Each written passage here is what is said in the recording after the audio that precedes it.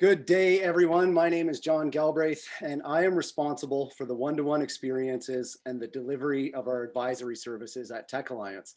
And today I am delighted to be hosting this chat, The Road to Limitless. As the Regional Innovation Center for Southwestern Ontario, we empower world-class ventures and fuel growth in Canada's innovation economy. We champion and coach entrepreneurs, amplify and impact businesses, and contribute to a bold technology community across Southwestern Ontario. This is our vision. We are the place for dreamers, innovators, and world-changing ideas. In pursuit of creating spaces where innovation thrives, we must act, be bold, and lift others as we rise, and we strive to do that in all we endeavor. To put it simply, we support entrepreneurs and their ventures at every step of the entrepreneurial journey. Before we get started today, a few items. Everyone's muted. Sit back, relax, and enjoy. Today's chat will be recorded and available in our ever-growing content library on our YouTube channel. I encourage you to please add any questions for our guests in the Q&A feature at the bottom of your screen, and we'll be sure to get them at the appropriate time. And if you'd like to keep up with us, keep up with everything there is to know about Southwestern Ontario's innovation economy, sign up for our newsletter. The link will be in the chat.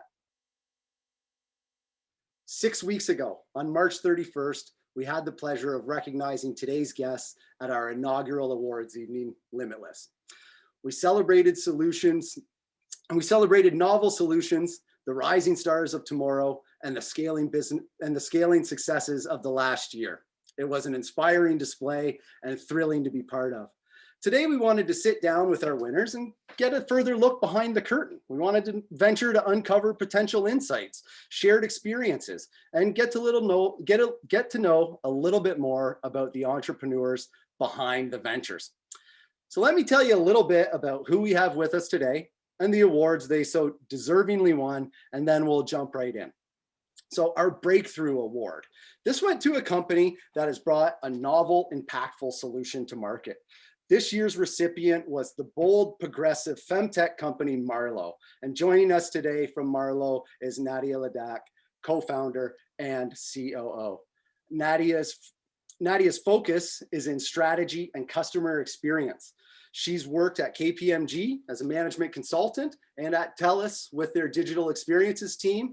So she helps global organizations create customer and digital experiences. Hi, Nadia, welcome. The Scale Up Award recognized a company that has realized tremendous growth over the last year, VidHug. Here with us is the founder and CEO of VidHug, Zamir Khan. A software engineer and entrepreneur, Zamir launched the platform in 2018 and scaled considerably during the COVID-19 pandemic. A Londoner since childhood, Zamir is passionate about growing a business here in the Forest City and also helping raise his young family here in the Forest City too. Zamir, great to meet you and great to connect. Thanks for joining us today. Great to be here.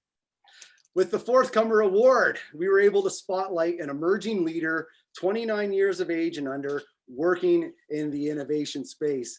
This much deserving recipient of the Forthcomer Award is Shomik Biswas, the CEO and co-founder of Tenemix, formerly PathLogix. Shomik is a highly skilled scientist with a PhD in pathology who is passionate in his aim to improve diagnostic validity and patient outcomes, and ultimately to improve the overall quality of lives of others with medical breakthroughs. Sorry, Shomik, my friend, great to see you. Thanks for having me, John.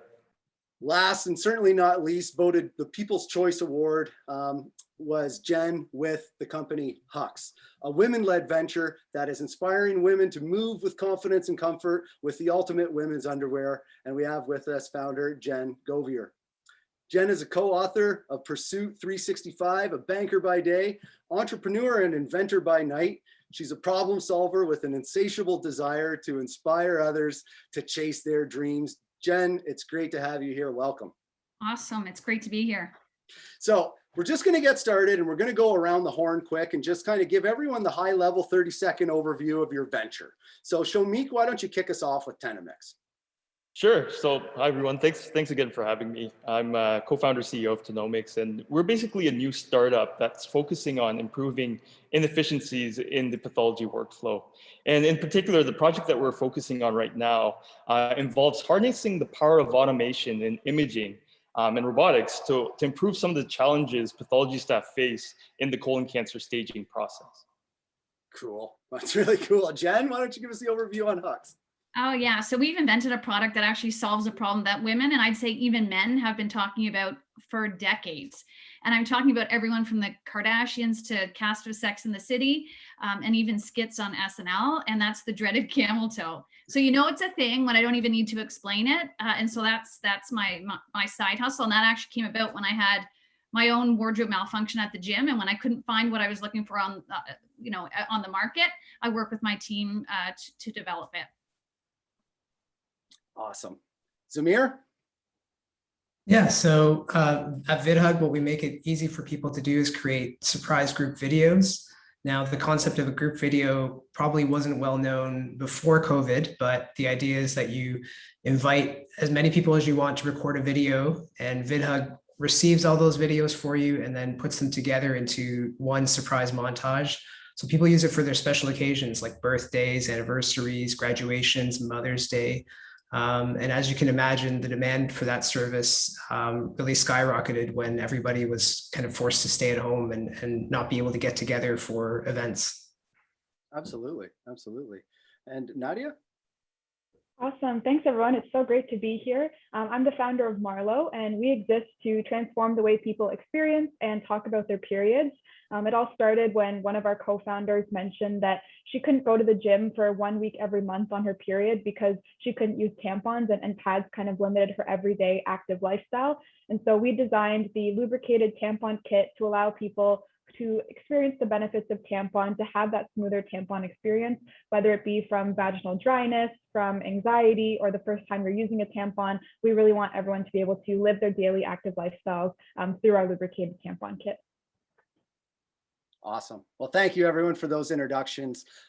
As you know, our audience and maybe each other, we all know that these are 4 very different sounding entrepreneurial journeys. And on those journeys, each of you, what kind of is the same is that each of you have sought out a problem. You've created solutions to these problems. You've removed barriers. You've iterated. You've bootstrapped. You've strategized. You've probably done a bit of crying, a bit of laughing along the way too. So we can kind of see that innovation and venture success comes in many forms. So today, for everyone's benefit, I just let's maybe talk about some of those areas and try to think about the knowledge that we can impart on other entrepreneurs who are maybe starting their entrepreneurial journey as well. So Nadia, we'll start with you. So Marlowe exists to transform the way you experience menstrual health and aims to create a safe space for dialogue in an area that can really make some people a little less than comfortable. So what's your experience been in terms of accessing, the folks that you need to access within the ecosystem, like advisors? You've certainly probably been pitching to funders.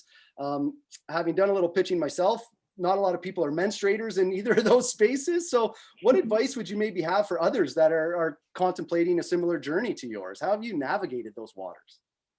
Definitely. And I guess right off the bat, I have to say that there has been some wonderful allies, some wonderful advisors and investors who are non-menstruators. So I'd be amiss to say that they don't exist. There are definitely a lot.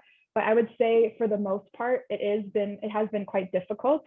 And I think, like you mentioned, John, the nature of our industry and the nature of the product, it's quite a taboo topic. It's highly stigmatized, and not a lot of people feel comfortable talking about these things. And so the first time we go into a pitch or we have a conversation and we say the words vaginal dryness or a period or tampon, usually the room it fills with giggles, with nervous laughs. People don't feel that comfortable. And I think as founders, we've become so much more comfortable just bringing up these words, bringing up these topics. And, I've told my founders so much about my menstrual cycle that I haven't told anyone else before. So we've become much more comfortable. But I think on the investor side, naturally, if you're not a menstruator yourself, it's quite difficult to get excited about the product or to personally relate to it and kind of benefit from it and feel excited about it. And sometimes we even get questioned whether or not it's actually a need and whether or not it's an actual problem.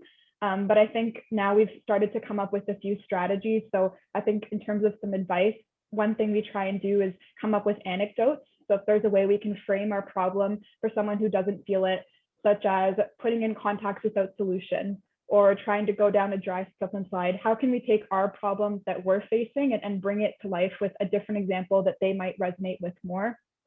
We also tell them to think about someone in their life that does menstruate.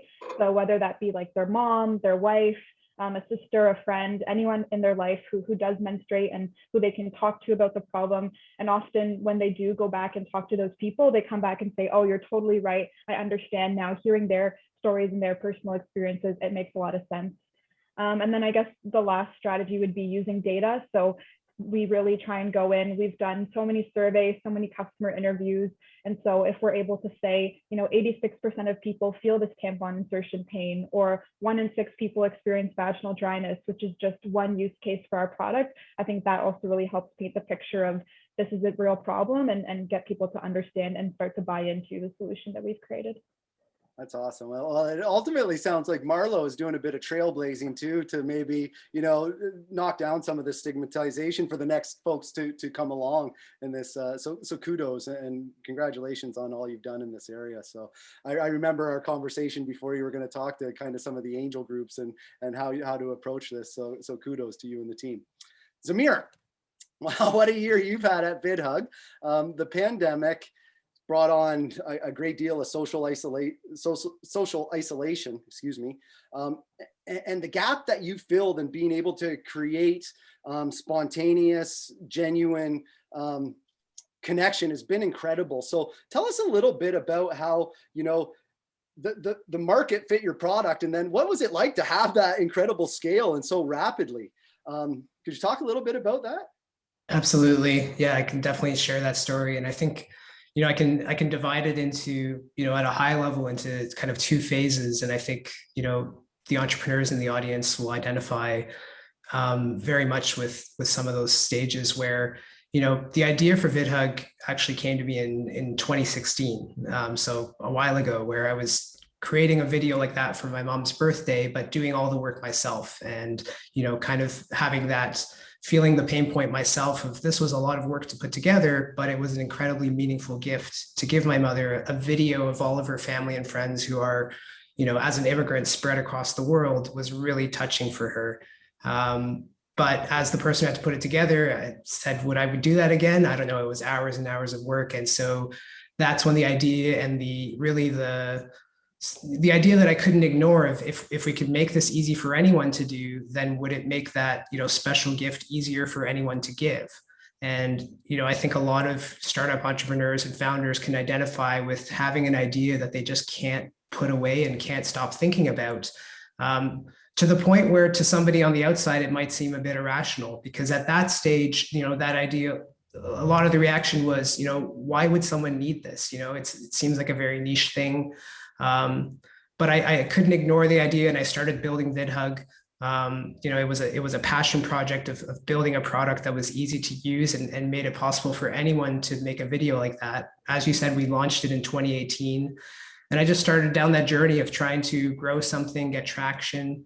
And we did get users, and the users that found us were quite pleased with the product. But again, it was that challenge of, this was a new thing. It was an education thing, which again, a lot of founders will face where, this is neat, but why do I really need this? And then as you mentioned, as the pandemic hit, this switched from something that was interesting to all of a sudden something that, everyone needed in some way. They had a birthday coming up or a special occasion coming up that they could not celebrate. We personally experienced that with my son, had a birthday in April. He's now had 2 COVID birthdays. And so, that was, I think, every startup is unique, and most startups go through some similar experiences where they grow over a period of, months to years. I think the unique thing about our journey that only a few startups go through is we experienced, what you might classify as between 2 to 4 years of growth in 4 to 8 weeks. And so, it went from a side hustle for me in early March to something that probably should have had a team of between 5 to 10 people working on it by May. And we didn't have a team of 5 to 10 people at that time. And so that was quite an interesting journey of, working a lot, long hours, and then, getting help from, bringing on team members, finding, great advisors to work with. So, just like Nadia, I can give a lot of credit to the support systems that are available. So in my early stage as a founder, I got a lot of help from Tech Alliance along the way. And then when VidHug scaled dramatically, we worked with the Roundhouse Accelerator, who gave us a lot of support to survive that growth, frankly, going from a few hundred users a day to 100,000 a day in a few weeks. And the last thing I'll say is, I never want to be one of those founders and entrepreneurs who comes on and says like, yeah, I planned it to go this way and this success was my making. There was a huge amount of luck involved here. But I heard a saying recently that really resonated with me that said, luck is when preparedness meets opportunity. And so you can't control when the opportunity will come to you, but you can control how prepared you are for it. And I will say that VidHug was fortunate that the product worked well to solve the problem that customers had, and it scaled well to handle that growth. The challenge after that was building a company around the product. That was the next phase. So I'll give you a hindsight question then. Like, is there like one thing that had you had more lead time, been able to been a little more thoughtful that you would have done differently, or? I think, to get back to what I was saying around supports and scaling is, I would have asked for help sooner.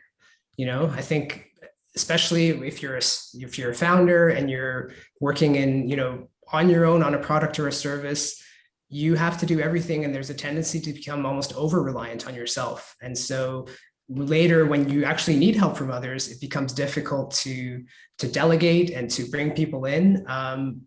But I soon discovered that the quicker you learn to do that, that can become a superpower in and of itself. So yeah, I would ask for help sooner and reach out quicker, and because now there's people on the VidHug team who do things that I used to do way better than I did them, and that's the best part of having a company. Pretty astute observation, Samir. Thank you. Jen, so let's talk about protecting intellectual property. It's a top priority for many innovators, and it should be right from the get-go if you're an inventor like yourself. So with patent pending for Hux, and could you just talk about like how you approach developing your IP strategy, what resources you found helpful in defining and implementing that kind of IP strategy as it applied to your journey? Yes, for sure. I'd love to chat about it. I have sort of mixed feelings on this one, so I think it's a nice meaty topic. So really, starting out, the only thing I knew about intellectual property was that it could protect potentially our invention. Like, that's literally all I knew about it. So I consulted a law firm that specializes in IP in Toronto, and we had discussions and went back and forth. And I finally went ahead and filed for a design patent, so we could have exclusive rights that prevented other people from profiting from our creation. What I didn't realize after spending, thousands and thousands of dollars is that you file for this patent and then you wait a year before anyone even looks at it. And then so that's the patent piece. Well, then there's the trademarking piece. And so we went ahead with the patent. We're still actually waiting to hear back on that. And then in terms of trademarking, also, there was a cost associated with, doing the full search, the post filing. And then if you want to file in the US, which we did, it is more expensive. So we did it all. We invested a fair amount of money up front. And if we get the patent approved, I may feel strongly about the upfront investment. But right now, I have to be honest, the jury is still out. I asked myself, would it have been better investing, that money in driving customer value or, core drivers of growth for the business, and then worry about filing the patent after we're, swimming in sales? That's kind of the question that I keep going back to. And I mean, I just take the lessons for what they are and just learn. So like I said, the jury's still out. I just worry that sometimes patents can stifle or discourage innovation. It's a daunting process. It's expensive. And I worry that people won't even start because they're concerned about that. You think about Steve Jobs, starting Apple, the first Apple computer in his garage. They weren't worried about patents. They shared and borrowed ideas with, their network of fellow geeks. And so I would just say to people, if you have an idea, but not necessarily, the capital, I just truly recommend just starting, even without a patent, because it takes guts and tenacity to push an idea, sort of from that conception to development. Not everyone is going to have, the drive to do that, to really steal your idea and run with it. So I do think it's important. That's why I started out on that journey. But until I can sort of see the end, I'm not 100% certain. Jen, I think we could dedicate a whole talk to, entrepreneurs and IP professionals trying to come together on this. And I'm sure even Shomik and Nadia would have specific comments to probably follow you up on that. As a commercializing business though, and as somebody who is starting to see things, also from the investor standpoint and a lot from the regional innovation standpoint, in terms of kind of as an economy and what's Canada's involvement in developing intellectual property. I certainly see it from a little bit clearer from both sides now, and I'll be interested to see how this kind of ties up for you in terms of kind of the future growth of Hux and telling that story. But I certainly appreciate the candid feedback. Thank you very much for that. Sure. Shomik, so you and your team have been able to acquire a little bit of seed funding for your business. So tell us a little bit about, where you've had success, and maybe, medical innovation spaces are different. Funding medical innovations is different. So there's lots of other, entrepreneurs behind you in line trying to figure this out. So maybe talk a little bit about your successes in kind of this early fundraising, and maybe some advice you'd have for any other entrepreneurs.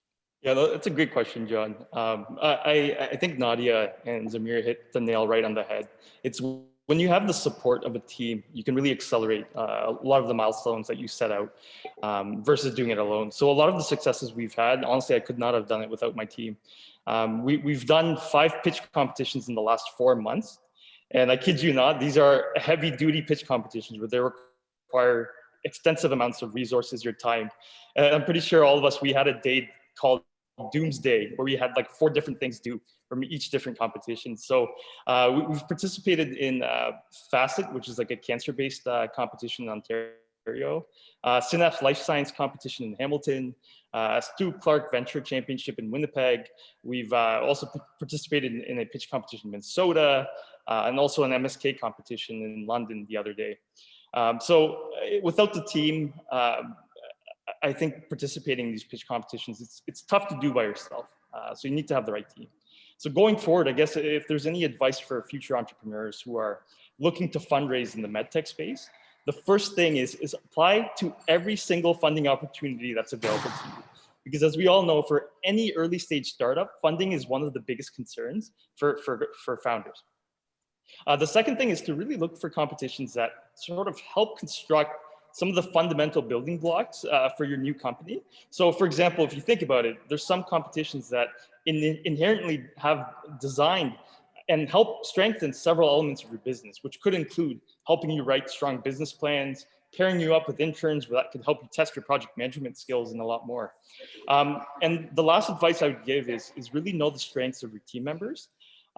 Because having a strong team who with the right team members who know their strengths and weaknesses can go a long way in the competition. That's awesome. So you guys have really been hustling, but hustling with strategy. It's thoughtful hustle, right? No, exactly. So cool. So I'm gonna kind of we'll go around the horn again, and I want you guys, let's take a moment and share like our biggest moment of pride from our entrepreneurial journey, and just we'll start with you, Nadia.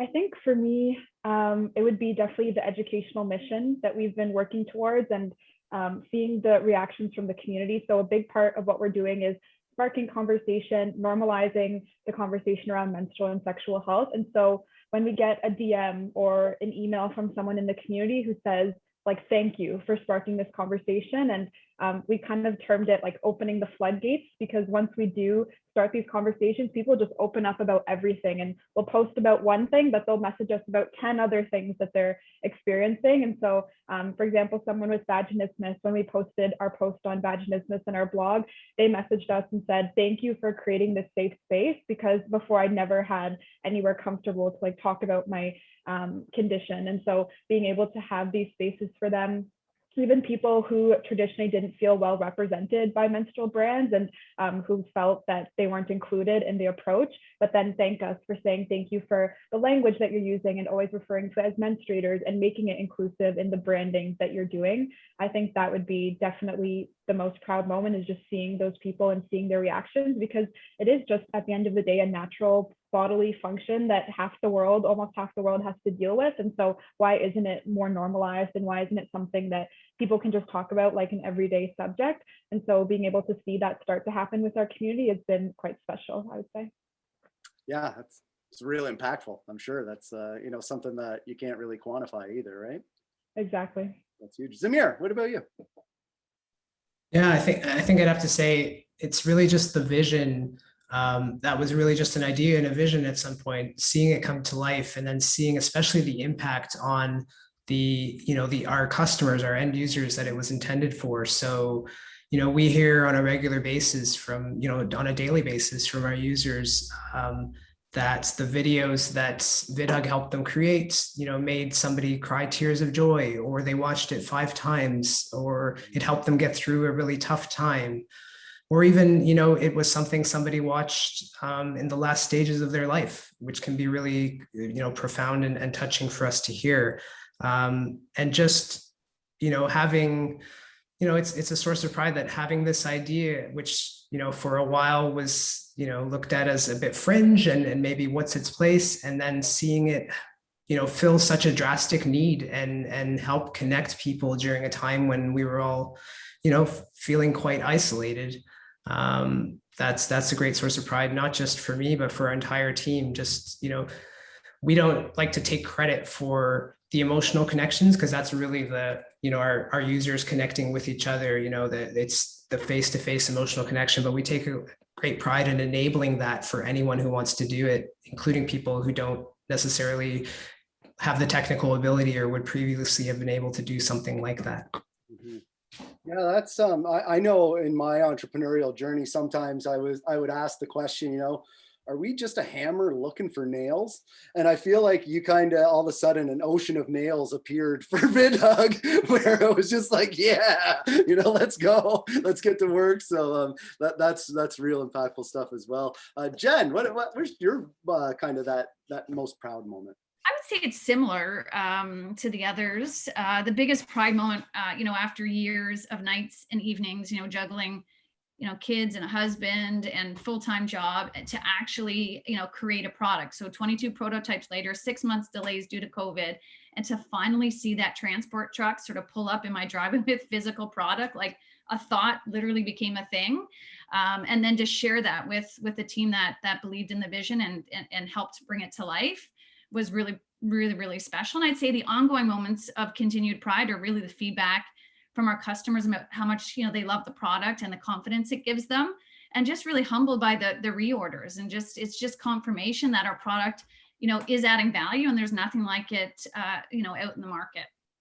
Yeah, that's huge. And Shomik, you're an outlier. You're not a consumer product. We get it. So you might not have but what's been you still have a really proud moment, I'm sure. So, John, it's a good question, and we're just starting in the game. I think for us right now, or for me at least, it's definitely the team. Just working with my team members on this innovative project has been absolutely awesome. And on our team, we have a team of engineers, medical doctors, scientists. So everyone brings a different set of skill sets, and just being able to move as one unit, as one fluid unit, it's really refreshing, and it makes a massive difference. And the other thing is I learn from them every day, and that's sort of one of my biggest pride so far in this journey. That's awesome. So let's go around, same order. Biggest challenge. What's the biggest roadblock you've had to get around? Nadia? I think there's been a lot of learning. So I guess that's actually one of the most exciting parts about being an entrepreneur is all the learning and challenges that you work through. And so if I had to pick one, I think I would probably say, and people actually mention it to you a lot, different advisors will say it, but making decisions with imperfect information.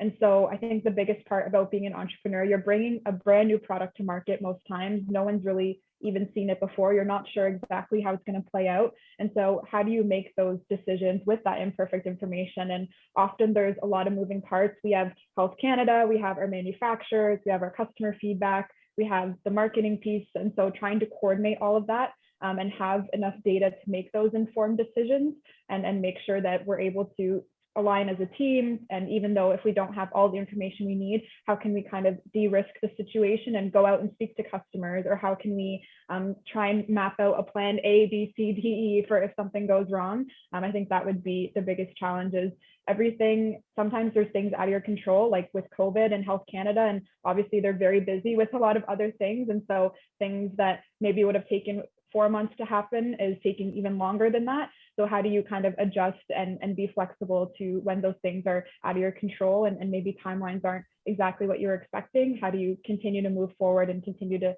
drive value for the business? I think that's been an interesting learning and challenge that we've worked through with all the different moving pieces. Yeah, and it's a really neat paradigm once you change your thinking, it sounds like. So you're saying, okay, we accept that we don't know what we don't know, but the least we can do is make a strategic bet on where we can win, and we can de-risk that strategy as much as possible with what we do know. Exactly. Right. That's awesome. That's awesome. Samira, what about you? Yeah, I think I can kind of point to two different phases again. You know, in the first phase where you're building a product that you believe has a fit, but you haven't quite found it yet, I think one of the challenges is prioritization. What should I work on? Should I work on making the product better? Should I market it so people that know that it's there? You know, what do you do to find traction? That's, you know, I wish I could say I have an answer for that, but that's, you know, one of the toughest journeys for a founder. And then, you know, on the other side of our growth, it's a different challenge because when you're growing that rapidly, you don't have to worry about prioritization because the market is telling you what you need to do. The hard part is doing it in, you know, fast enough and, you know, in a way that treats your customers well and is responsive and doesn't burn people out. So, you know, when you experience that kind of growth over a few weeks, that was a challenging time because of the amount of energy and effort that took. But, you know, ironically, not challenging from a prioritization standpoint, which I find in other calmer times is the biggest challenge, is knowing that you're working on the right things and staying focused on those things. Yeah, absolutely. Absolutely. Jen? I'd say for us, it's been getting the product right. So we were, you know, maniacal about the details. The product just had to be just right, and just going back and forth. You know, realizing our standards were much higher than the people helping us to manufacture it. So just really that journey of just like sticking to it and not settling till we, you know, ended up getting this product. And I know at some, you know, during that journey, people have said to me, Jen, like, you know, maybe you just need to pull back and just be okay with it. Like, you're looking for perfection. And I'm thinking, like, we're just out of the gates on this. We need to make sure that the product is. And I'd say, you know, it was a lengthy journey, and it, you know, it probably took us, you know, especially with COVID, you know, an extra year to get this going, because I was just not settling for it. And I've been super pleased, and the team as well, with the feedback from the customers. And like I said, we, you know, thrilled with the repeat orders. So I'm certainly glad it's taken a little bit longer, but just glad that you know, we didn't settle. Mm-hmm. And it's important, like this nuance of, like, because in software we say all the time, if you're proud of your first version, you waited too long, right? So like, I think with physical products where it's your brand on the line, it's important to understand the difference and why you're so committed to making it your best foot forward at that launch. So, you know, I think that's important to call out and be, when we're working with physical products, you can't always do MVP thinking and slap something together and to get it out there as quick as possible, right? Right. Exactly. Shomik, what about you? Sure. You know, John, you'd think COVID would cause all of these roadblocks, but for us, we've been able to maneuver around any of the sort of obstacles COVID has imposed on us. But for us, I'd say one of the largest challenges is sort of the disclosure of the invention. So I know Jen was talking talking about the patent status. For us, the regulatory or the IP standpoint of things is so important, because if I invest the next 6 to 8 years of my life trying to develop a device that someone can just rip off, it causes a lot of pain and misery down the road. So for us, it was trying to find the balance between disclosing just enough of information in these pitch competitions and not revealing too much about the invention until we actually filed the patent itself. So it was sort of balancing that bridge between disclosing too much or too little and trying to find that nice balance. I thought that was a challenge for us. Cool. Nadia, bringing a medical device to market is never a straight path. So can you tell us about what Marlowe has had to consider as they've gone through that kind of, as Shomik's talking about, this regulatory process, and Jen's mentioned it, and then what unforeseen hurdles have you gone along the way? So just more about that medical device process, please. Yeah, definitely. At first, when we started it, we didn't realize how much of the regulatory piece will be important, but tampons are a class 2 medical device, which is just a fancy way of classifying their risk level. So it's actually in the same category as like rubber gloves or condoms, so quite low on the risk scale in terms of medical devices. And basically what we had to learn is what kind of parts of it do we take on versus our manufacturers, and what kind of licenses would we be required to get versus what licenses do the manufacturers already have as well. And I think even just learning all of the terminology, all of the different processes, that was a huge learning curve that we were anticipating. And so we did work with a regulatory consultant as well. We recognized that this wasn't necessarily our area of expertise. And so being able to work with that regulatory consultant to coach us throughout this process and understand what we did or didn't need to do. As well, I touched on it a bit earlier, but with COVID, Health Canada understandably is so busy looking at a bunch of other things. And so trying to bring a medical device to market is already challenging. Trying to do it during COVID is even more challenging. Things that were supposed to get approved in 4 weeks or be looked at hasn't even been looked at still, and it's been like 16 weeks later. So I think definitely when you're trying to prioritize as an entrepreneur that speed to market and just getting something out there and trying to get some early customer feedback, but then you have to prioritize this regulatory piece, making sure it's safe, getting all your tests done, it sometimes can slow down innovation. And so if we wanted to get to market quickly, that might not always be the case. So I think that's been definitely a hurdle, as well as we try and kind of have a firm timeline, but sometimes it's out of our control, like COVID, like Health Canada, all this stuff that's happening. And so how do we adjust our timing? How do we ensure that we're able to go through all the processes to make it safe, but also take advantage of our strength as an entrepreneur, which is speed to market. So balancing those two pieces. Right. So Shomik, you alluded to the fact that you're in this for 6 to 8 years. This isn't, one season farm type thing. So, so that's general to med tech companies. It's quite a long life cycle. So knowing that you're kind of the early stage company seeking to optimize cancer care, so how have you and your team, prioritized your growth goals, knowing that you're in this for the long haul, and how have you navigated the setbacks along the way? Yeah, great question, John. And I'm keeping my fingers crossed that our timelines matches VidHug and what Zimri was mentioning with the rapid growth. But you're 100% right, John. It's a typical medtech startup could be anywhere, a minimum of 6 years and upwards. I've seen some 15, 20 years even. But keeping this in mind, this timeline, it's really important to be aware that it's more of a marathon than a sprint. And in medtech, the thing to keep in mind is that there are several steps involved where a founder can expect delays. So some of these could be either delays in R&D, operations, funding, patent filings, and some of what Nadia was talking about with the regulatory side, and even delays in the sales cycle itself. So sort of keeping all of these steps in mind, what my team and I, what we're doing right now is we're identifying some of these sub-processes in our development plans that are at risk of incurring some of these delays. And what we're trying to do is build a cushion into our timeline and fundraising plans. And just to give you an example, at the moment right now, our biggest focus is on R&D. But once our beta prototype is finalized, we're hoping to initiate clinical validation studies. And for those who are familiar with this, an R&D application or an ethics application can take up to 6 months for approval.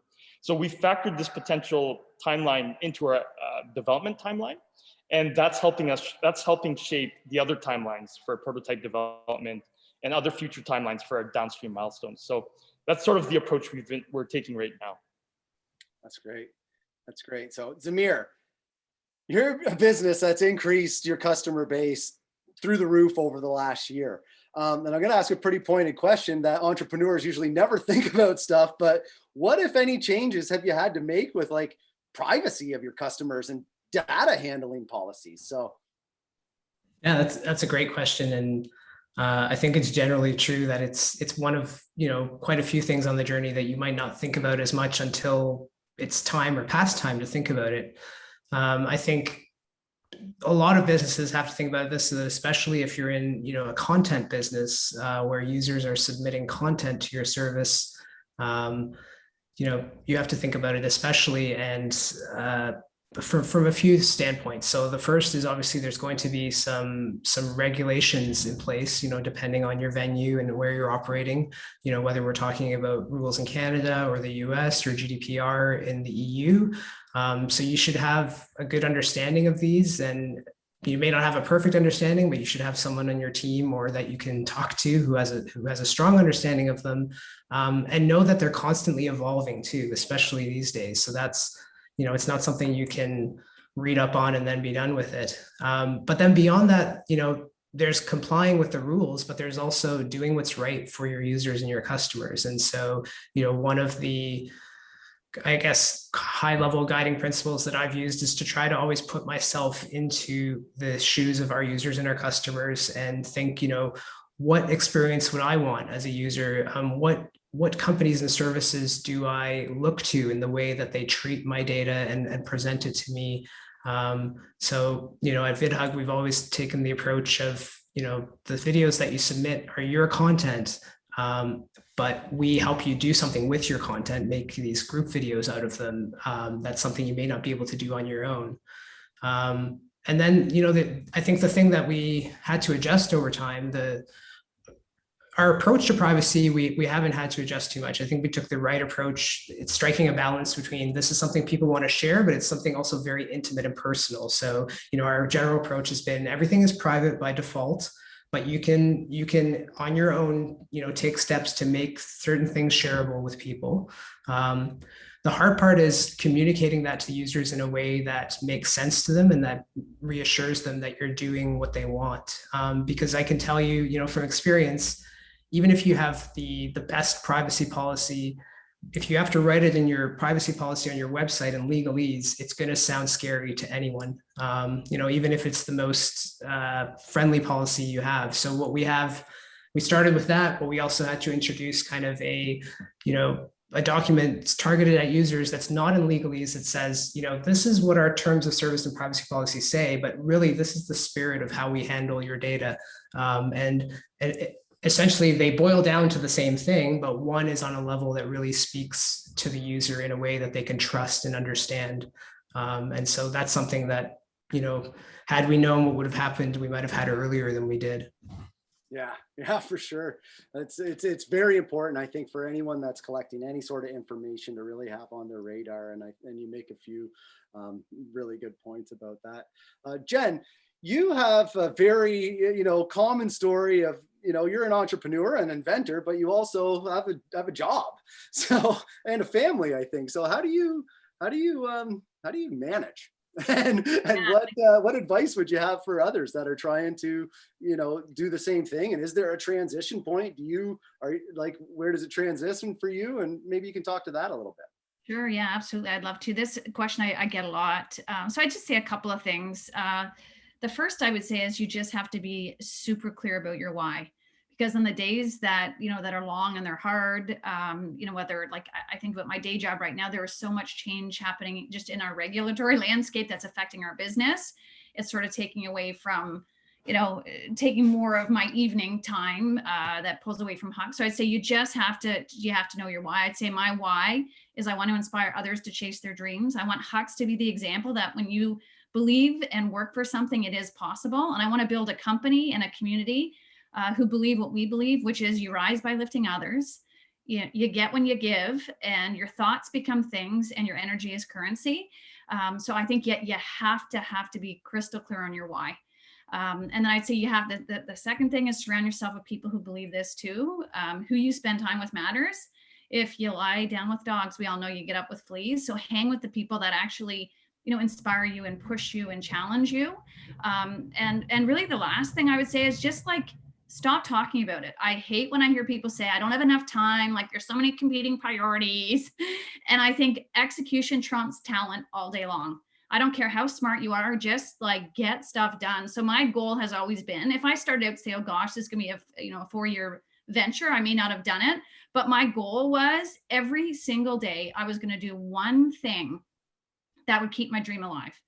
And anyone can do that, just one thing, whether it's to, Google who are my competitors, what other products are out there, just something so that I could keep it alive, whether it's listening to podcasts of people who've been there before me, just something every day. And then it's like, once you get momentum, people start showing up, opportunities come to you. And the next thing you know, you're selling a product or a service, right? And so I just think so many people get stuck in, I don't know how to do it. And so, I can't even get started. So I would say just something little every day, but really understanding like what's your North Star, right? What do you want to achieve?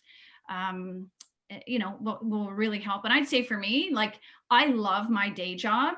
We get to help clients build financial freedom, and that's pretty inspiring. So it's not a drain on me whatsoever. I mean, there's lots happening right now, so I get juice from that. And then this work that I do at night, like my kids are teenagers now, so we have a little bit more time. I probably could, would have looked different when my kids were younger. And my husband's super supportive. So I eventually want to transition to Hux full time. I think if I'm still with the bank a year from now, I'll be disappointed, but I have a job that I'm doing there that I want to get, sort of get that across the finish line and feel like I can leave. Awesome. Well, thank you. And just doing a quick time check, I really like that was awesome. So, but we're out of time. So thank you, everyone. Unfortunately, we don't have time to get questions. I know you all have ventures to go run, so I want to make sure we're being respectful of your time. But as somebody who's kind of more recent, I guess, within the last 12 months to this position, I was in the ecosystem as an entrepreneur like you, but I'm still constantly amazed just by the talent, the innovation, the ideas in our region. So I just wanted to thank you again all for just sharing with us all that you do. And some of the things maybe to summarize today, we all know that no one path is the same.